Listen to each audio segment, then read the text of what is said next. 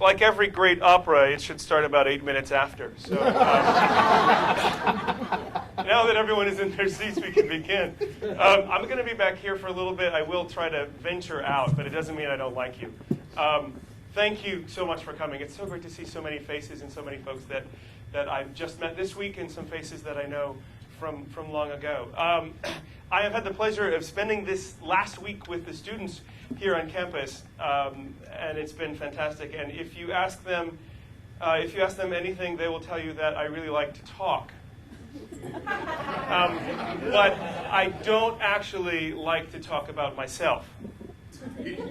But when I was discussing what I should do in this class, both Laura and Linda said, your story is remarkable, and you should probably talk about it. And so I said, okay, so how does a two-sport kid, and that's what I started as, how does a two-sport kid end up becoming a successful opera singer? So here's my journey. It did actually take some practice, actually quite a lot of practice, but I'll take some time. We'll talk about the hows and whys I actually got to the Met. But since this is a class, I thought we should go over the syllabus first. There are just 3 simple rules. The first one, which I can't actually follow, is be on time. The second one is don't heckle. And the third one is please have fun. And since no one actually reads syllabi, I will go to the very last page, which is the grades. And your grades will be based on 3 simple things. The first is attendance. You've got at least a 40% right now. You're on your way to passing. The next 30% is class participation. That means nodding and smiling and laughing and not heckling. You're doing a great job, folks. And the last is the final quiz. There will be a quiz. So the genesis of this presentation really stems from one of the really amazing parts of what I get to do in this career, and that's the parties. The after parties, the cocktail parties beforehand, the dinner parties that you have with donors. At every one, I am asked many questions. Some of them are thoughtful. Some of them are not. Some of them are intrusive.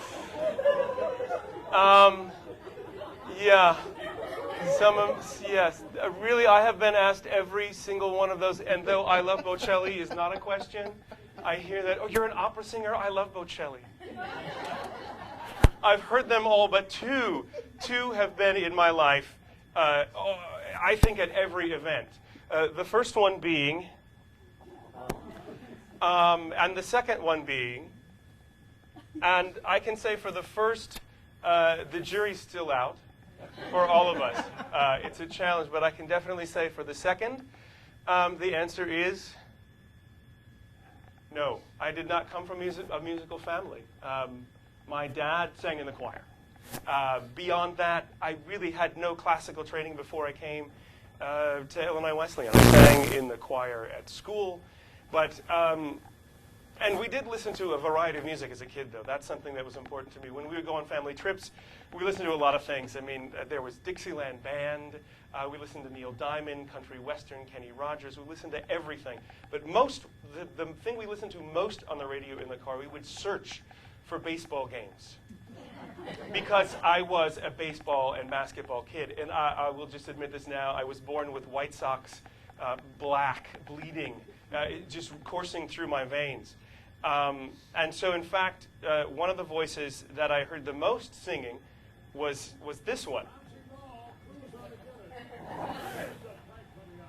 So, if you'd like to sing along in just a few seconds, I would like you to join me in singing the first song I think I knew all the lyrics to. Indeed.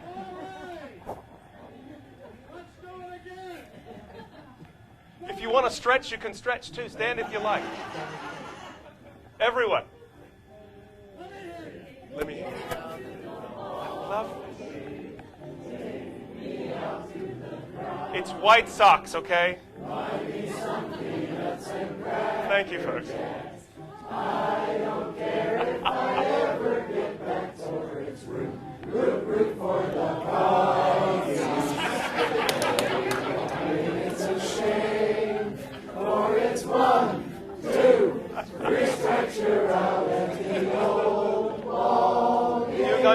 Swimmingly, folks. You're already moving on to passing. I appreciate that.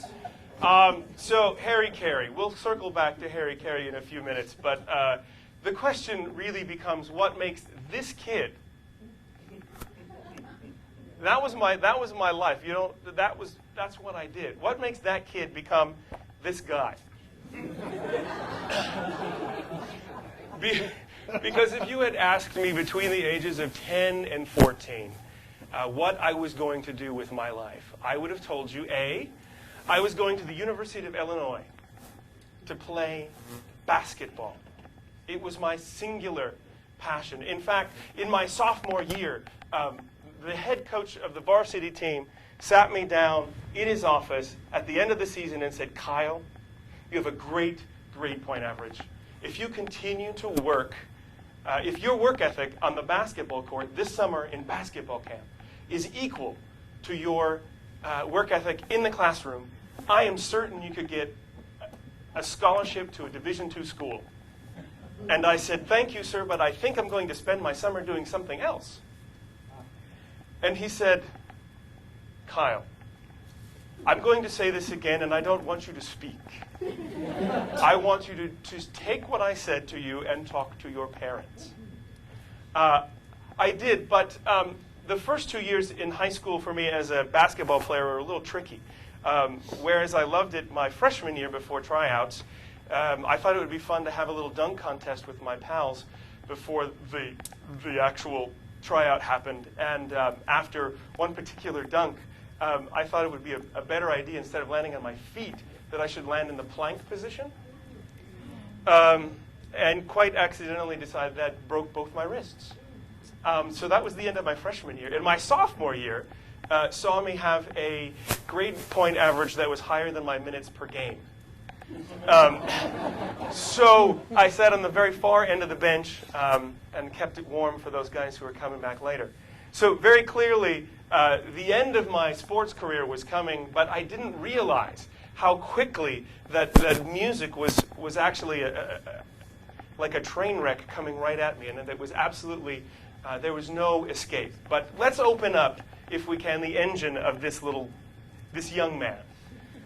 If you will. And let's start with music, because if there was an iTunes playlist, which there was not, but if there was an iTunes playlist when I was a child, it might have looked a little like that.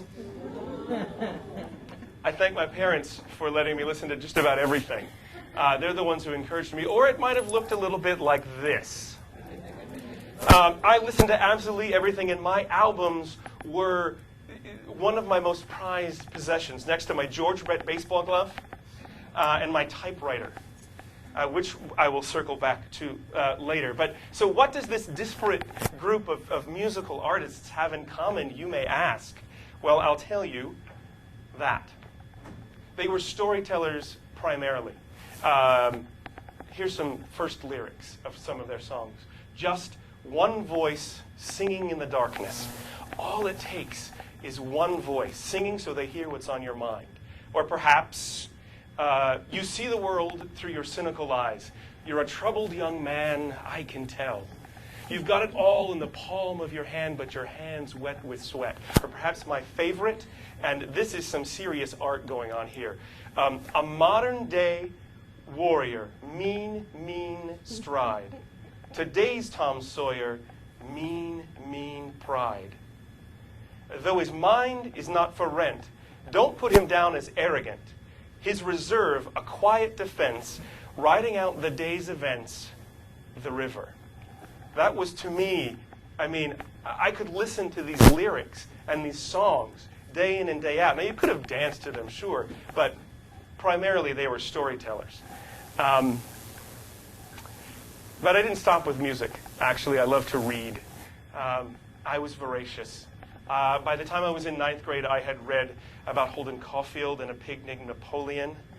And two of my best friends in the world were Bilbo Baggins and this young man named Doug Spalding, who lived in Greenville, Illinois, thanks to Ray Bradbury and Dandelion Wine. I loved what they had to say. And of course, the Scottish play by Shakespeare, which I'm, as an artist and an actor, I'm unable to say, but I think you know, there's a lady and a husband, and there's a lot of blood involved. And in fact, I was so inspired by that play that I wrote my own play in 5 acts entitled Me and Who. It was chiastic.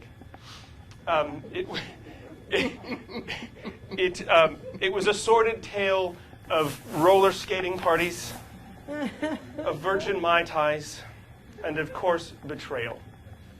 And the original copy is signed and can be found on eBay now. I don't think that there is a reserve on that. So feel free to make your bid. But Kyle, you say, these things have no connection. And you're right. I had baseball and basketball friends. I had my scholarly friends. I had my friends who loved the same sort of music. And I had my Dungeons and Dragons friends. I didn't mention that yet? I had my Dungeons and Dragons friends. And so rarely did the twain meet. But as I look back, I can clearly see there was one thing that made them all fit together. There really was one ring to bind them all. And that ring, thank you for laughing, was storytelling. You asked me, how is baseball? How could baseball be telling a story?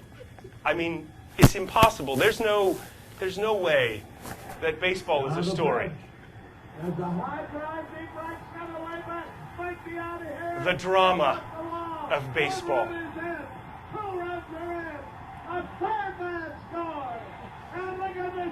A little more hairy.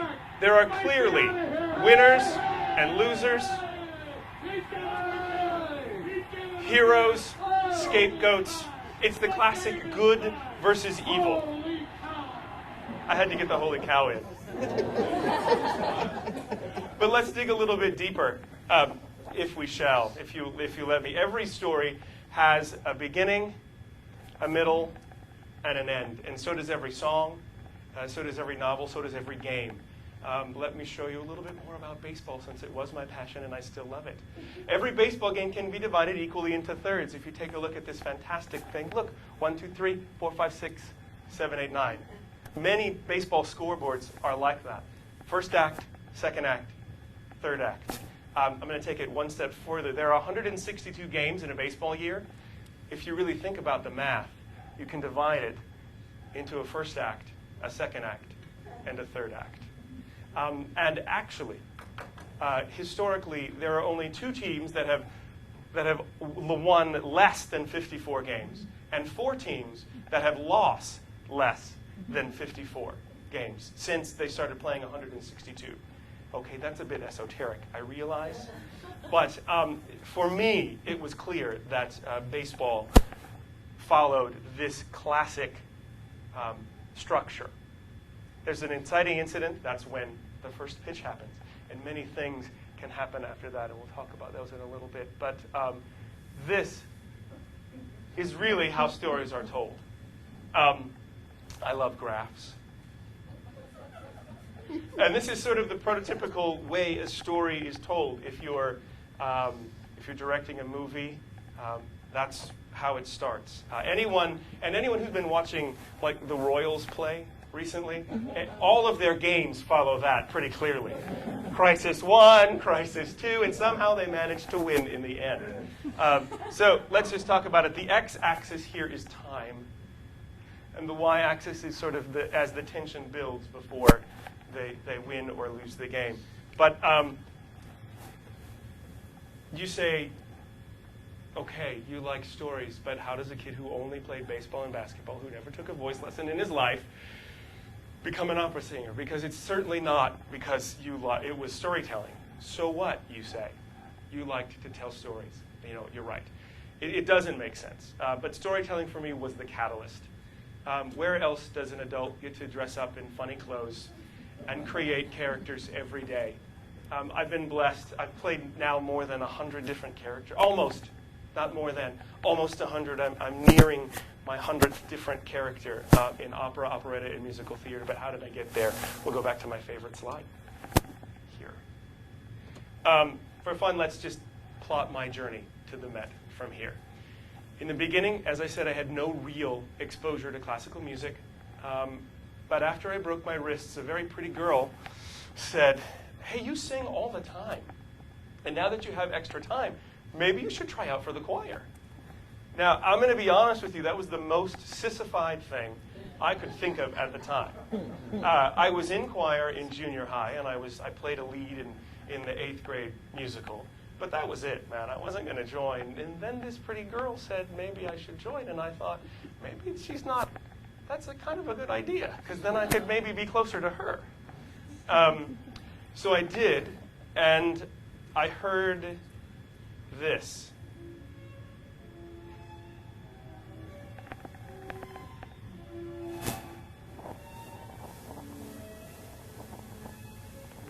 That was all I needed. That was it. That intro, the first time we were singing it, yeah? Anyone know? Yeah, Lacrimosa, yeah, Mozart, Requiem. I heard those first chords and I went, and it's a story, and I was hooked. I loved it.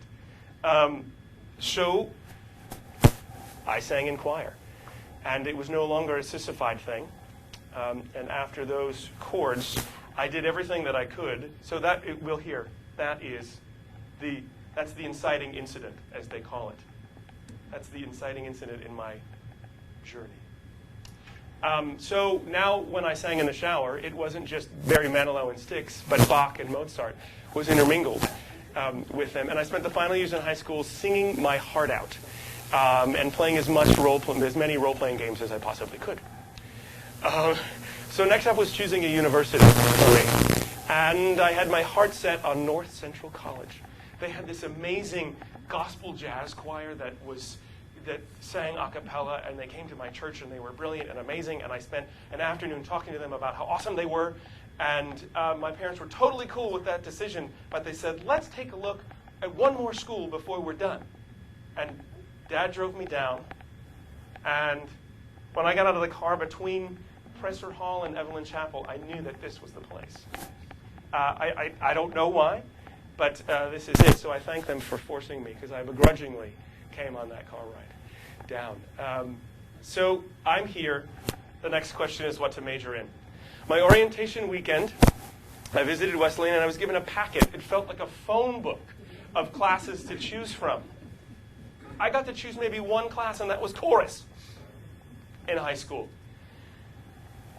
Never, ever having to choose more than that.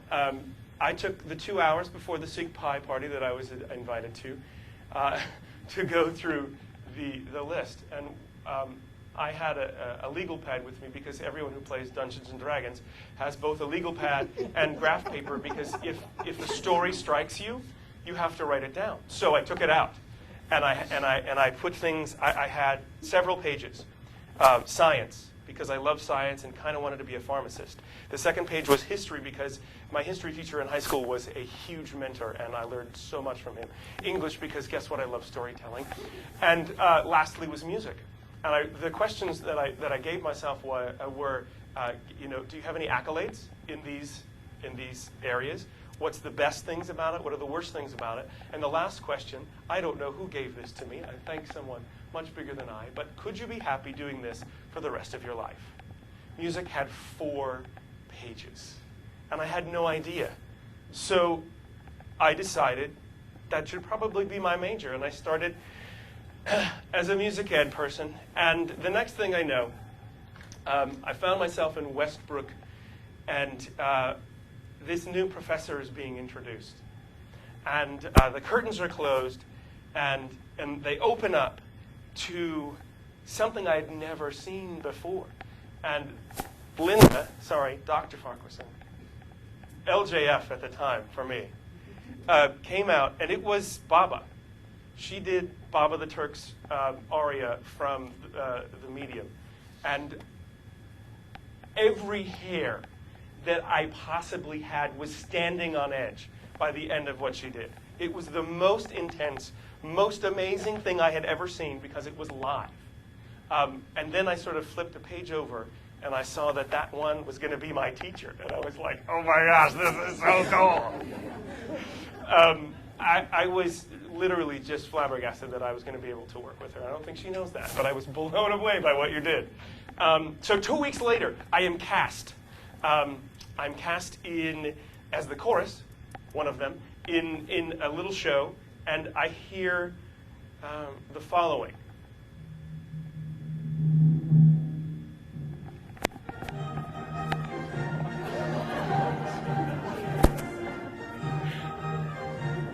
And I was addicted after that. It was my first real time on stage, and we had so much fun. I don't know how quickly we blocked it, but we had so much fun, and I realized later that week in a music ed class, I had what I would call, the first plot point right there. Oops, I got rid of it. My first plot point, which was an epiphany for me. I said, I'm going to be a great teacher someday. I can't wait. I'm going to be a really great teacher. But if I don't try to be a great performer, I don't know that I'm going to be happy as a teacher. So I made the plunge and decided to become a performance major. And I told myself and my dad and my mom that the moment I got to a point where I felt like I couldn't go further in my career as an opera singer, that I would stop and devote myself entirely to teaching. I haven't got there yet, but I can't wait to teach. So moving on, I'll fast forward through the Wesleyan years, but I had thousands of opportunities to sing things that I wouldn't have had anywhere else. But I graduated, and I didn't walk because I had a contract to sing with the Ohio Loud Opera. And that first summer, I sang 77 performances. Total, there was 7 different shows, 77 performances. My next stop was grad school. I was accepted to what I thought was one of the most prestigious schools, Manhattan School of Music. I was plucked. I got a scholarship. I was plucked by Marlena Mollis from my audition, who was at that point, and maybe even still now, one of the preeminent voice teachers in the universe, to be in her studio. I didn't even have her listed on my options, but she saw me and plucked me. I was cast as the lead in my first opera, and I attracted the attention of the most talented female singer there. I felt like I had made it. I had arrived. But the answer was not quite. Because I stopped working, and because Marlena was it. I didn't have to work anymore. And I struggled over the next 2 years. Little did I know it, but that same lady said to me, that same beautiful lady said, hey, everybody here at the school is kind of saying, you're not sounding as great as you did when you came in. Maybe you need to think about that. Maybe you might even need to change studios. And if it wasn't for her courage to tell me that, thanks, Laura, I don't think that I would be here today, because it made me realize that I needed to work, and I needed to work hard. So after grad school and figuring out a little bit more about my voice came auditioning. Audition after audition after audition after audition. And with that came temping. In New York, as an artist, you either work a temp job or you wait tables. This is a short list of the companies I worked for before 2002.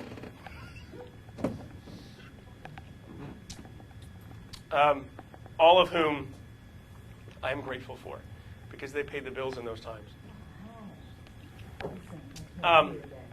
After that came auditions for young artist programs, and none of them accepted me. Not St. Louis, not Santa Fe, not the Maryland program. The first 2 companies to really take interest in me were Sarasota Opera and the Lake George Opera Festival, and I cut my teeth there, and I'm absolutely grateful for that. So more temping, more auditioning, and this next little plot point here, it took 5 auditions for the New York City Opera for them to actually hire me. But I didn't quit. Every year, I would go again and audition. And in 2002 was my first contract there.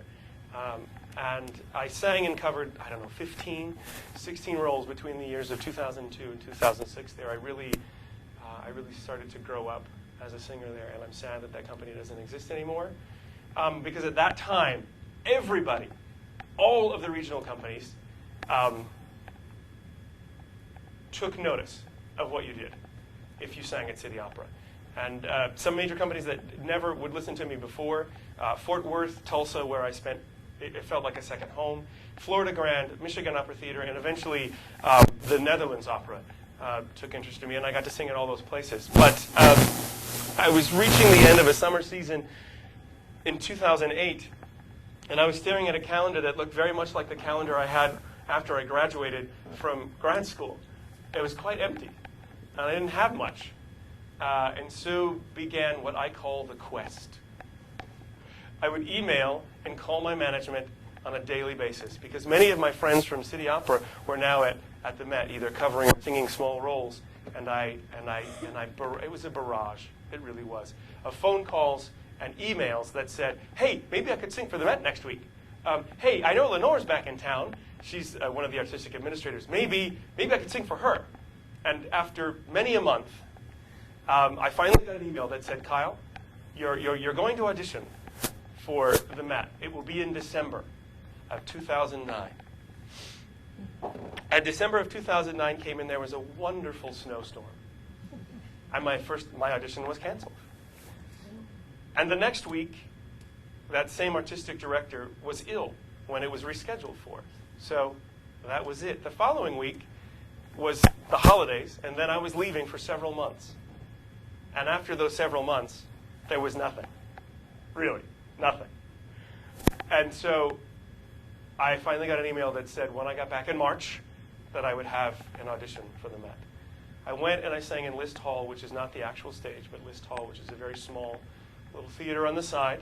But before that, the week before that, that same artistic administrator called me in because she runs another company called Spoleto and wanted me to sing for that company. Now, I'm not the brightest bulb, but I realized that this was a pre-audition for the actual audition. They were doing the Beggar's Opera, and they gave me a side, which is basically the dialogue that you had to read. And I walked in, and Lenore was there, and the director was there, and the conductor was there. And I came in, and I said, if I'm not going to do it now, I'm not going to do it ever. So I stood up, and I sang my stuff, and they said, that was great, Kyle. Take a break. We need to hear someone else come back with the dialogue. Well, I had memorized the dialogue for fun. And so I took it out. They said, do you need the side? I said, no, I've got it right here. And it folded up in my pocket. And I sat it on the table, and I sat down across from the director, and we read through the dialogue for about 10 minutes. And he fell off his chair a couple of times because we had a lot of fun. It was a really fun, witty banter. And I knew at that moment that I wasn't going to get that job, even though I felt like I was more qualified for it, but that I had actually done my audition for the Met that day. The following week, I sang for Lenore in List Hall, and by the time I got home, I had my contract and an email. So that's the quick part, the slow, of my journey. So that's that point. Wait, Kyle, shouldn't it be over there? Well, I'm hoping that I'm not here yet. I'm going to wait for that one. So that's what we call the midpoint of storytelling. Hopefully there's a little more tension and a few more crises and some other awesome things that happen along the way. But I made my debut in December 31st, 2010. So that's it in a nutshell. But you ask me, okay, but what of that? So what? Again, so what? I want to leave you with three quick things that I think were important to me. The first is that I urge you, if you're a student, or even if you're not, to dream big, because I did. The second thing is quit when it's time. I quit basketball at the right time. So there may be an I have to be an I quit moment for something in your life. It's hard, but I did that. And the last thing I would say is love the journey, because It's longer than this screen. And it's still going on for me. So I thank you for that. And before we go any further, I think it's time for you to take your final quiz. So question number 1, class. And we can do this together if you like. Question number 1, what number was Kyle wearing on his basketball jersey? You can't answer. You can't answer. You know. You too can't answer. Anyone else? Yes. Bingo! Class, what? 40. Correct. Also happens to be my nickname. Question number 2. Which of the following musical artists was not represented in that playlist? No. Van Halen. What? Who? What? Van Halen. Question number 3. In what class did Kyle have his I will epiphany? When did I have my epiphany that I will become an artist? Was it sight singing, dictation, economic botany, which I did take here, by the way, or music education? It was a music education. I loved my economic botany class. It was so cool.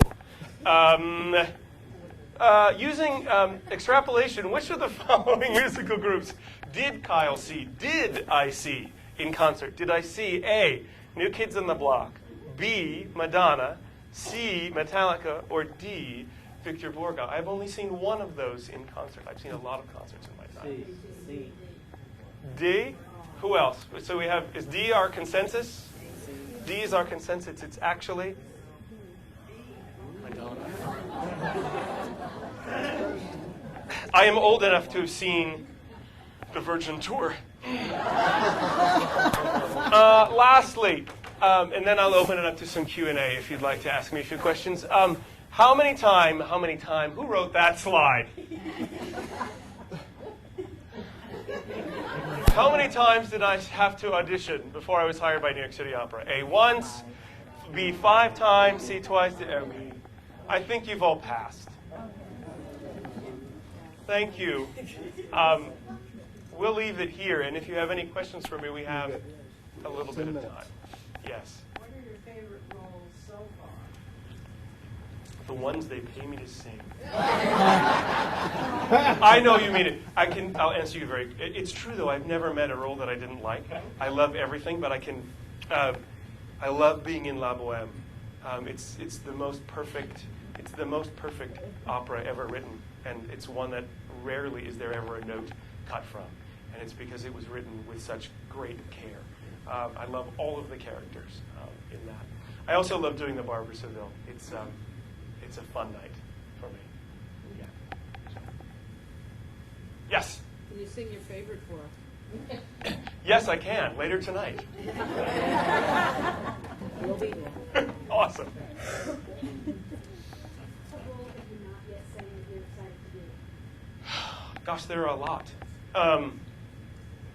I would love a chance to sing Billy Budd someday.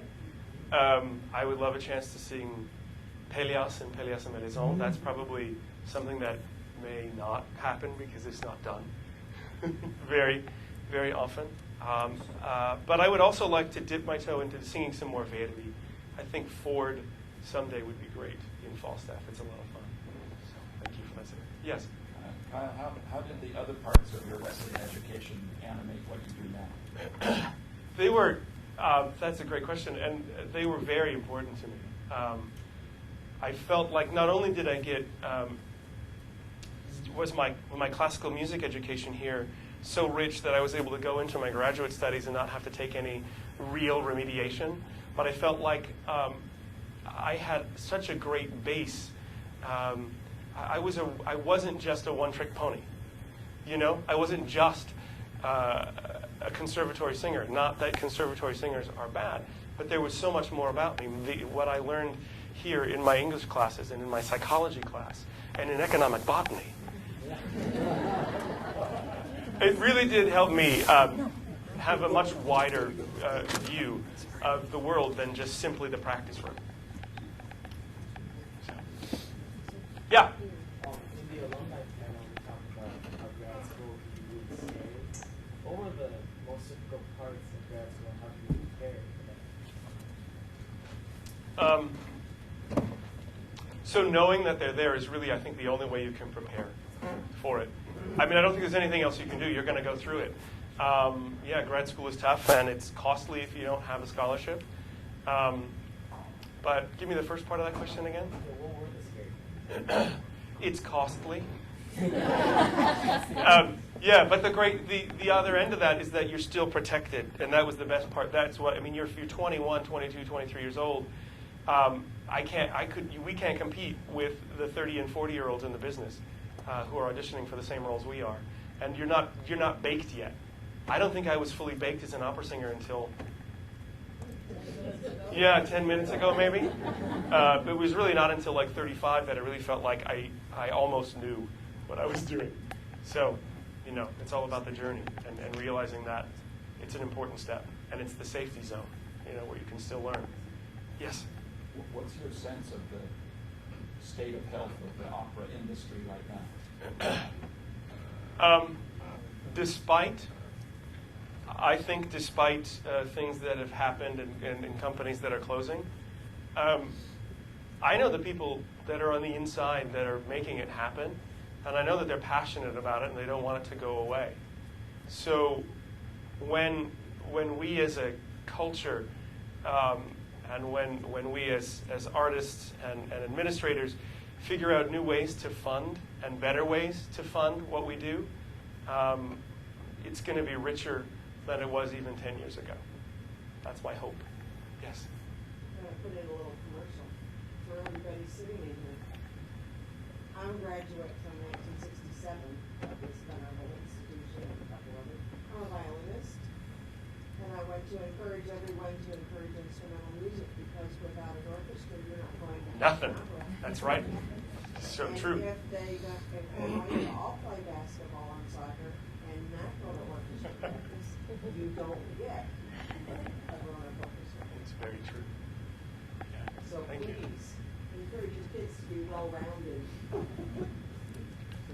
you tell us about what's going to happen tonight at 7:30? Can I tell you what? Can you tell us what's going to happen tonight at 7:30? It's going to be incredible. I've heard you're going to hear, I think, every possible ensemble that Illinois Wesleyan has. I've heard, I think, almost all of it in rehearsal, and it's a really exciting night. I just want to say that I am sandwiched between one of our brand new professors, Dr. Jenny Rose-Guarin, who left Illinois Wesleyan, went to Madison, Wisconsin, and then was accepted into Illinois Law, so sung at Santa Fe, and Dr. Guarin is singing tonight. So that is, and the other commercial I want to say is sitting on the other side of me is and Not. And I know Kyle had the great honor of singing under David Knott in Fire, hearing that booming bass voice all the time, and happens to be the mother-in-law, of course, of another alum, John Upshaw. I'd like to tell you just one story. Margaret Harshaw of Indiana said to me one time that David Knott could have been the world's greatest Okan, but he chose teaching instead. And then one more commercial. Can I ask any person who is performing tonight to stand up? Woo!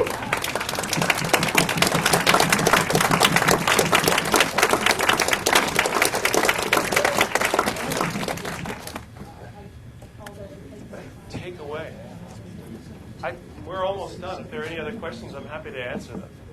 Run away. That's great.